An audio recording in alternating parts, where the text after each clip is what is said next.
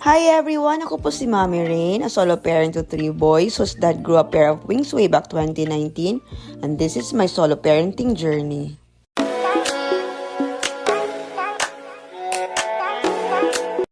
Hello po! Mommy duties ulit for today's video. Ang purpose talaga namin that day ang mag-groceries. Pero dahil nagugutom daw sila, lalafang muna ang mga bagets. Kaya ang hirap talagang umalis kapag wala kang pera kasi alam mong manghihingi at manghihingi sila. At alam ko nakaka-relate yung mga mommies dyan, di po ba? Nakapag siomai at nakapag waffle time na pero humihirit pa din ang shawarma. Ayan at pagkasyahin nyo yan.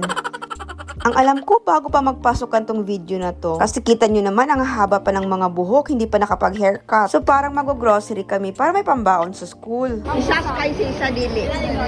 Ay, buy one take one nung kaha. Isa lang. Oo.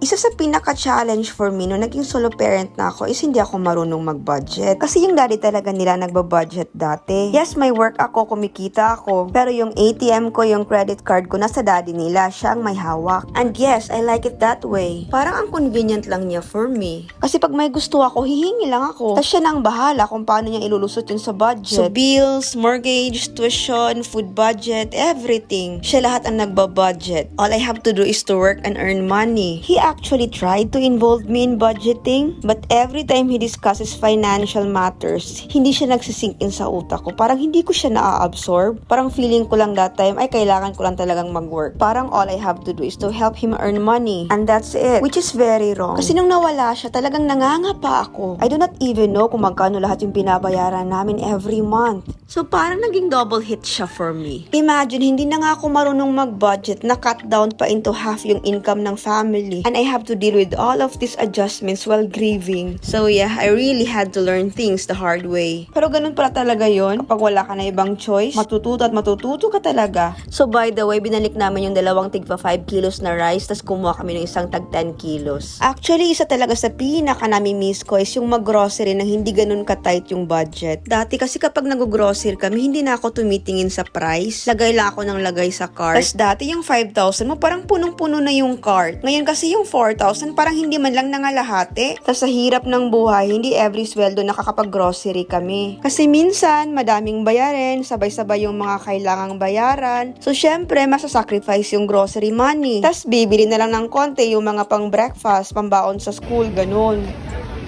No. How much is that food? Huy, 200 ibalik kay man kaya. We don't need that. Kana o nice na. Kaya awak eh. Ice cream ninyo. Neo.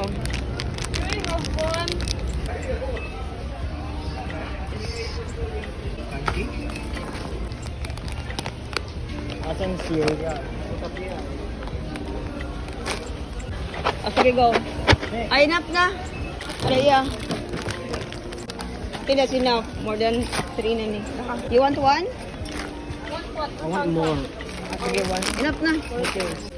Sibog. Come here. Where are you recording it? Ito ba? Eh, dako kayo na. Di masunsubag.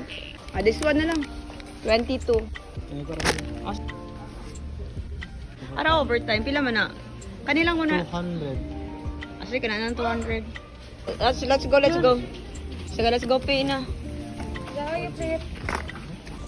Where do we go? Magbayad. Yes! Ito na. I want what all the jelly ace and Nakalimutan ko na kung magkano yung nabayaran namin that time. Basta ang alam ko lang lumagpas kami dun sa budget namin na 3K. Tapos parang gusto pa nilang mag-Jollibee after. Pero ang sabi ko hindi na pwede, wala nang budget. Sa bahay na lang kami kakain, magluluto na lang kami. Tapos usually, kapag ganito kabigat yung mga dala namin, kailangan naming mag-taxi. Kasi kung napapanood nyo yung mga vlogs namin, medyo looban yung sa amin. Medyo malayo siya kapag lalakarin mo papasok. Tapos kapag gabi na kasi wala nang budget. Kaya kapag mabigat yung dala mo, hindi talaga pwedeng lakarin. It's a good thing na hindi naman ganun kalayo yung tirahan namin doon sa city proper mismo. Kaya usually nasa 250 lang yung binabayaran namin sa taxi. Mura na yan actually compared doon sa bahay ng parents ko kung saan kami nakatira dati. Kasi siguro nasa 500 doon. So ayun lang po. Thank you for watching and we hope to see you in our next vlog. Bye-bye!